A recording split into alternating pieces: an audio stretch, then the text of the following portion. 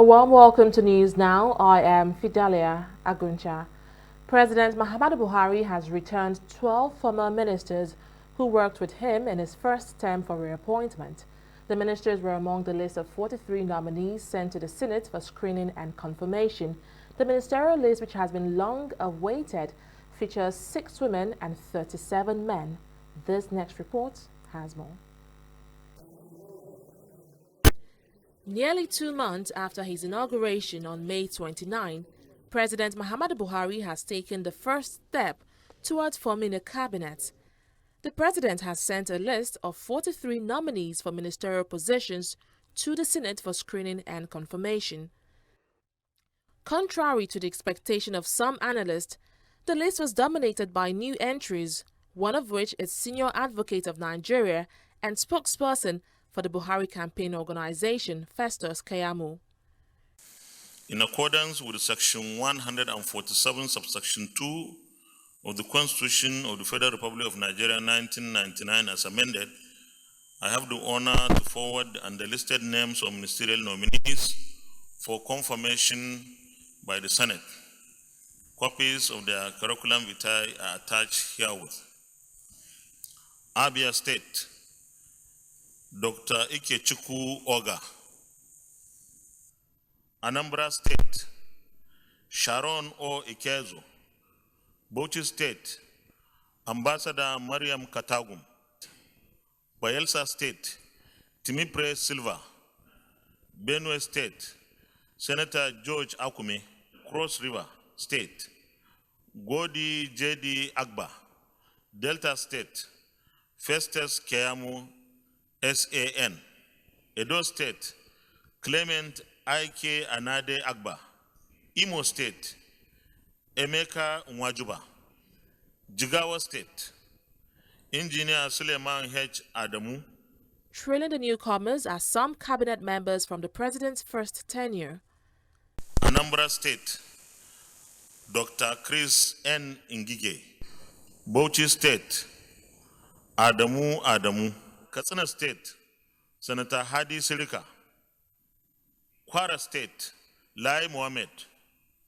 Lagos State, Babatunde Raji Fashola, Senior Advocate of Nigeria. River State, Rotimi Amechi. Borno State, Mustafa Baba Shehuri. Ebonyi State, Dr. Ogboneya Onu. The list, however, marked the end of the ministerial journey for the likes of Isaac Adewale, former Minister of Health, Solomon Dalong, former Minister of Youth and Sports Development, and Ibe Kachuku, former Minister of State for Petroleum Resources, among others. After listing out the nominees, the Senate President then fixed a date for their screening and confirmation. The CVs of the nominees will be circulated to us today, this afternoon, and the screening of the ministerial nominees will start from tomorrow morning. All other legislative activities will take backstage for this very important national assignment. During his first term in office, President Buhari made only 36 ministerial appointments, one from each state across the Federation. The president has now decided to expand the list, covering all 6 geopolitical zones of the country. Fidelia Aguncha, TV360, Nigeria. Meanwhile, the Senate has postponed its annual recess for 1 week in order to conclude the screening of ministerial nominees. Chairman of the Senate Ad hoc Committee on Media and Public Affairs, Adebayo Adeyeye, announced this while addressing journalists after plenary on Tuesday. The annual recess was initially due to start on Thursday. Adeyeye said the Senate would commence the screening on Wednesday, adding that it has also suspended its rules to sit beyond 2 p.m. and conduct plenary on Mondays and Fridays until all the nominees have been successfully assessed. There are a total of 43 ministerial nominees to be screened and confirmed by the Red Chamber. About a dozen people have been killed by gunmen who attacked a village in Katsina State. The attack, which is yet to be confirmed by the police, reportedly happened on Sunday night. Witnesses say over 15 people were injured, while an unconfirmed number of women and animals were abducted by the bandits. The injured are currently receiving treatment in the Karawa General Hospital, while the dead have been buried. The attack, which happened in Zango village in Kankara local government area of Katsina State, is the latest in a series of onslaughts launched by bandits in various states across the country. Well, governors in southwest Nigeria have resolved to change the security architecture of the region to combat banditry and other forms of insecurity. The governors reached a decision at a security summit held in Ondo State. The summit was convened after the governors paid a condolence visit to Reuben Fashoranti, leader of Pan-Yoruba Socio-Cultural Organization Afenifere. Fashoranti's daughter was killed by suspected bandits along the Akure-Ore road last week. At the summit, the governors lamented the spate of killings and other forms of criminality in the southwest. They have now urged the federal government to set up ranches across the country and discourage nomadic system of cattle rearing. Well, the Nigerian Army Defense Headquarters is calling for stronger ties among members of the West African sub-region to ward off threat of insurgency. Director Defense Information Colonel Onyema Nwachukwu gave the charge during a press conference in Abuja. He urged units of the multinational Joint Task Force to intensify their effort in dealing with common cross-border security issues in the Lake Chad region. I've always mentioned that there's what we call international contagion when it comes to insurgency and terrorism. International contagion means that when it's happening to one finger, it's going to happen to the second finger, it's just like cancer. It will go from one to the other. We need to draw the attention of not only Nigerians, we need to look beyond Nigeria. We need to look at the international perspective of these issues. Where are these weapons coming from? Who are those producing these weapons? Who are those selling these weapons to these criminals? Who are those arming these people? We need to look beyond this. Where are those weapons coming from? This is where the international community should begin to interrogate. And we on our part are doing everything possible. We are conducting our fighting patrols, like I told you, within our region. We are aware of the movement of weapons. We have raised this alarm before now, the movement of the weapon of firearms from through the Sahel, from Libya down to the Lake Chad region. Colonel Nwachukwu also rolled out some success recorded by the MNJTF since the launch of a joint operation against insurgents in the Northeast. He assured residents of Zamfara and Kaduna State that the Nigerian Army is working hard to guarantee their safety. It will suffice to mention that in the last 2 months, since the commencement of the joint operations, the gallant troops of Operation Hadarin Daji have in series of successful encounters rescued over 50 kidnapped victims and neutralized a total of about 74 armed bandits from various fortified enclaves in Zamfara and contiguous states. The troops have also recovered a total of 39 firearms, which include 16 AK-47 rifles, 1 light machine gun, 14 Dane guns, 2 pump-action rifles, 3 semi-automatic rifles, 3 pistols, and 2,437 rounds of 7.62 millimeter ammunition. The Nigerian Air Force had conducted about 813 missions in 1,007 sorties in support of that operation. This was carried out in about 1,481 hours. And under Operation Thunderstrike, the Nigerian Air Force also conducted about 24 missions in 31 sorties within 47 hours. And to health issues now, no fewer than 6 children have been killed while several others are critically ill following an outbreak of measles in Wusar community, Igabi local government area of Kaduna State. The 6 children were among 30 reported cases of a measles outbreak that broke out in the community in the last 2 months. Deputy Governor of the state, Hadiza Balarabe, confirmed the incident during a visit to the community. She blamed the outbreak on the failure of parents to present their children for routine immunization against child-killer diseases. Measles is a highly contagious virus that lives in the nose and throat mucus of an infected person. It can spread to others through coughing and sneezing. And there was a rowdy session at the House of Representatives as lawmakers debated on the insecurity situation arising from the continuous protests by members of the Islamic Movement in Nigeria, IMN. The lawmakers, in a heated debate, discussed the incarceration of El-Zakzaky, destruction of public utilities, attacks on innocent citizens and security officers, among other issues. After the heated debate, the House went into a closed-door session, after which a 7-man committee was set up to interface with the executive on finding a lasting solution to the crisis. Is becoming one attack too many. I think it is time for us to sit down as a nation to sit on how to combat this, on how to find lasting solution to it. Today, it is where my colleague mentioned. Tomorrow, it will be another place. Yesterday, it was so many areas. So I think it is important we sit and find lasting solution to it. In particular, Section 100, subsection D, declares unlawful assembly of any persons whose common objective is by means of criminal force or show of criminal force to enforce any rights or supposed rights. The members of the Islamic Movement of Nigeria cannot, under any guise of protest, engage in bloodshed or violence, as well as destruction of economic activities, which seriously intimidates the population and sovereignty of the nation.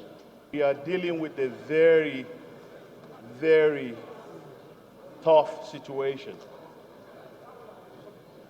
It is important that we really handle this matter very carefully. It is so simple to say that we need to beef up security, we need to add more police on the roads, but the issue we have here requires dialogue. Mr. Speaker, we are in trouble in this country. This country is on a precipice. And of course, it was against this background that the late Chiona Achebe talked about there was a country. And we, as the people's parliamentarians, we have a responsibility to make Nigeria a country. And we cannot do this without asking the necessary questions. If we must represent our people, we must ask the necessary questions that ordinary person on the street would ask if you give him or her the opportunity. Well, just hours after a violent face-off with operative of the Nigerian Police Force, members of the Shiite group have returned to the street of the Federal Capital Territory, Abuja. The IMN members are demanding the release of their leader, Ibrahim El-Zakzaky. A similar protest staged by the group on Monday ended in a bloodbath with about 19 people killed.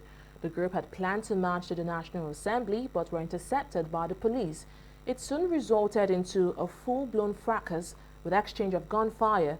17 Shiite members lost their lives in the showdown, while a police officer and a journalist died in the process. But despite this, the group has vowed to stage more protests until the release of their leader. Ibrahim El-Zakzaky has been in government custody since 2015.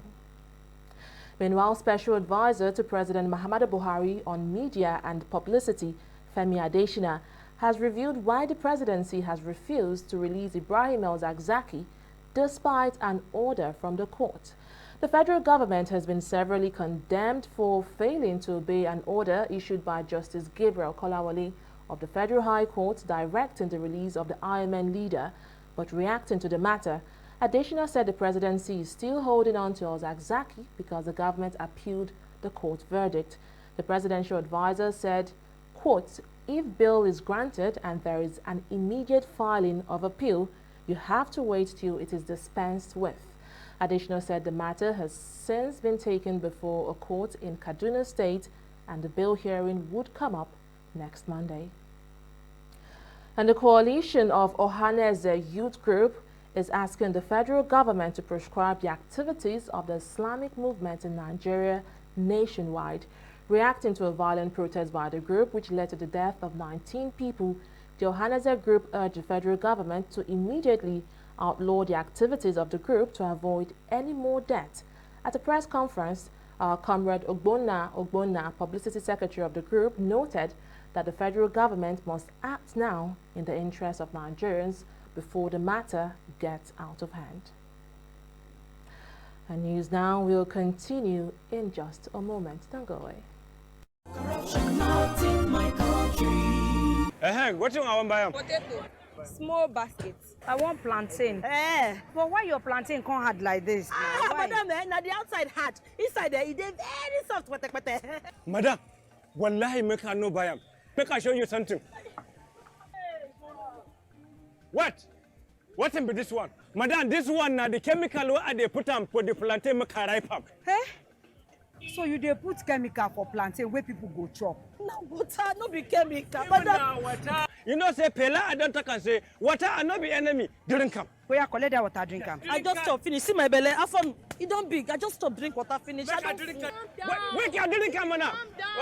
I dey sell am plantain I go come put am for chemical because I want to make a ripe go. That's why I talk now corruption. Corruption. Not be for this kaswa, come not be for this country. Now me talk am. Corruption not in my country. Stop corruption now.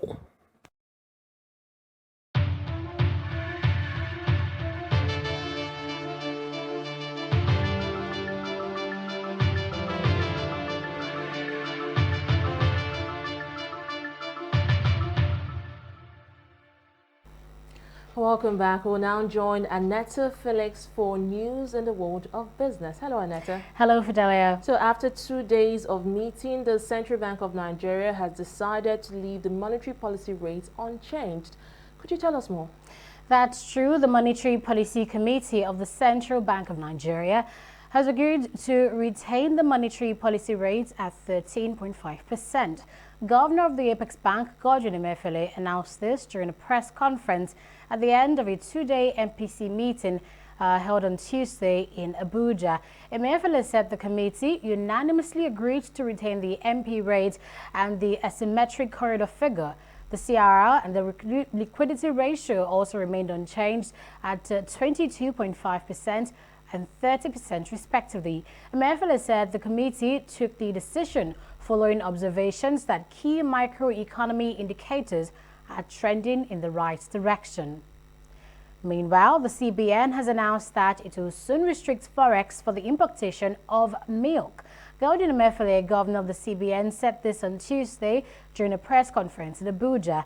Emefiele revealed that milk is a very high import product which costs Nigeria between $1.2 billion to $1.5 billion every year. He said the government is now looking to end this and begin local production of milk. He added that the central bank is willing to give out loans to farmers and individuals who would like to venture into production of the dairy food.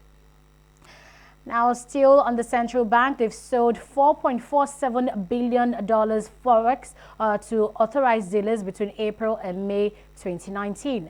The CBN's May report on foreign exchange markets developments stated that the bank continued to intervene in the foreign exchange market to further sustain the improved liquidity and relative stability in the market. Now, this means a cumulative sum of $2.04 billion was sold by the bank to authorized dealers in May 2019, compared with $2.43 billion supplied in April 2019. This indicated a decline of 16.1% and 42.2% below the levels in the preceding month and the corresponding period of 2018, respectively. After this break, we'll return to review the stock market trading activities for today.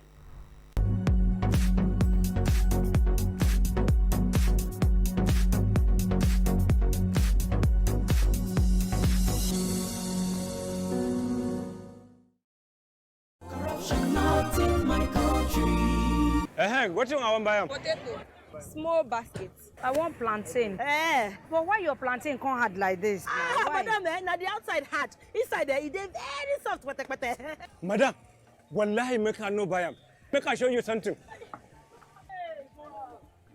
What? What in be this one? Madam, this one now the chemical where they put on for the plantain make her ripe up. So you dey put chemical for plantain where people go chop? No water, no be chemical. Water. You know say Pela I don't talk and say water and not be enemy. Drink am. Where you collect that water, drink am. I just stop finish. See my belly. It don't big. I just stop drink water finish. Wait, you drink am now. I dey sell am plantain I go come put am for chemical because I want to make a ripe go.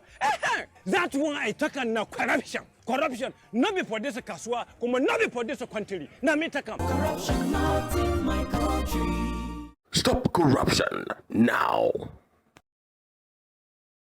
Unlike yesterday when the Nigerian Stock Exchange traded negatively, the equities markets closed in the greens today.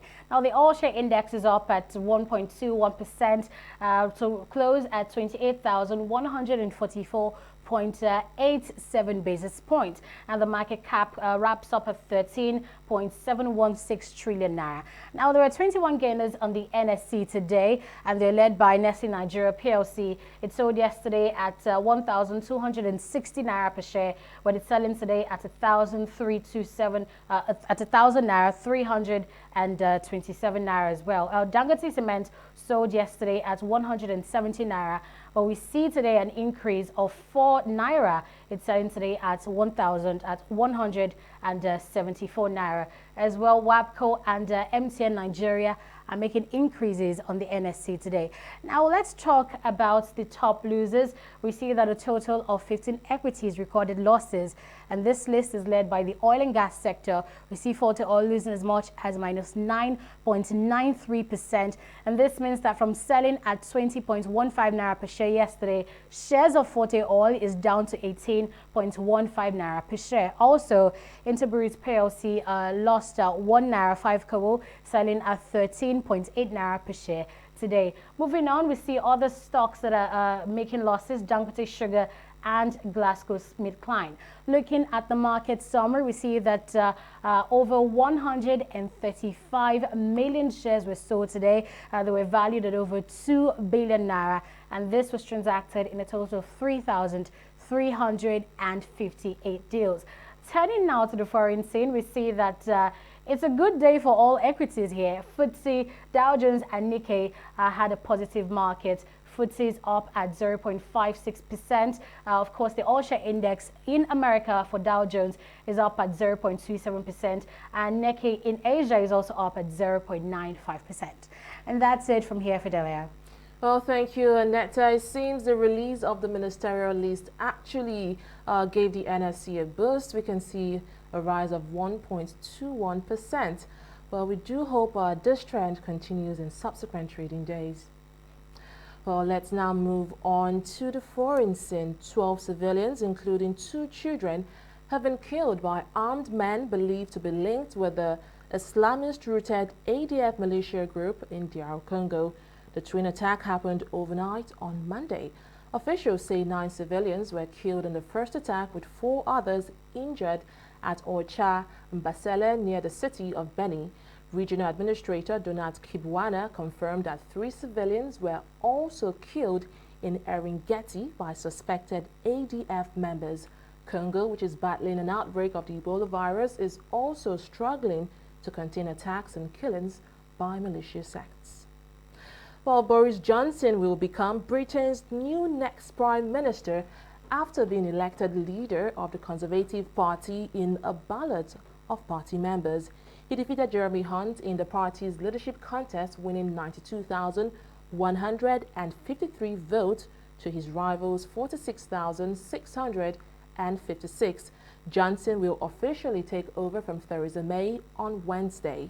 The former mayor of London, in his victory speech, promised to deliver Brexit, unite the country and defeat Jeremy Corbyn.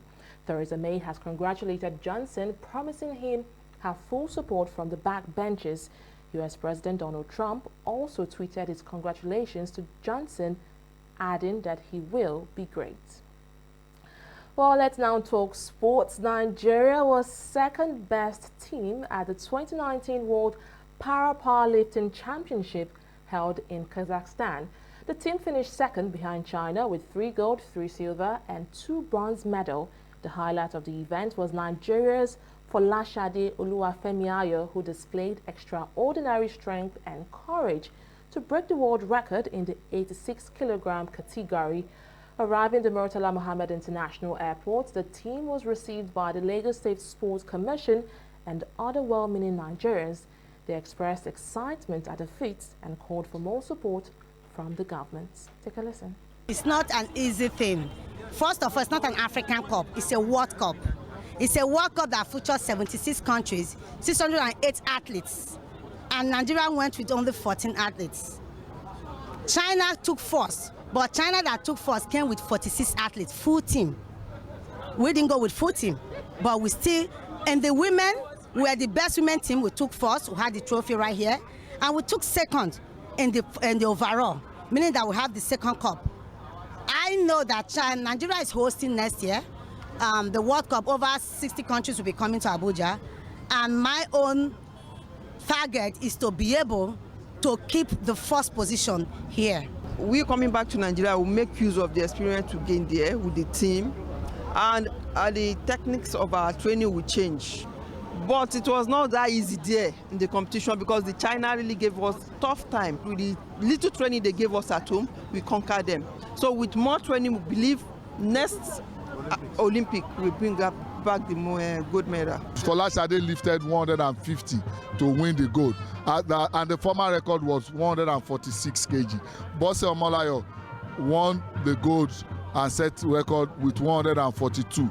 And the world record then, she set the world record as of 3 years ago. But before we got there, another athlete already set from China, 141. Right now, we collected it back with 142. And you can see there's a lot of work that we need to do for us to be a gold medalist in Paralympic. Otherwise, if care is not taken, if we don't start good preparation and we don't do all these things, we might not be in the medal table.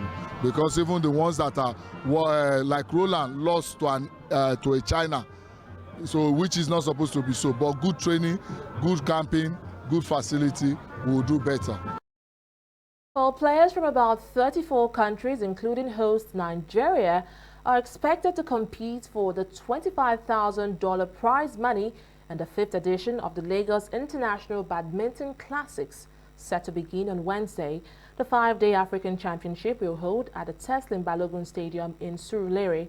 The Badminton World Federation, in conjunction with the Nigeria Badminton Federation, has now organized a 2-day course for the umpires of the championship. The course is to ensure they operate in line with international best practices. And with that, we draw the curtain on News Now. For more information on these stories and more, visit our website at www.tv360nigeria.com. I am Fidelia Aguncha. Bye for now.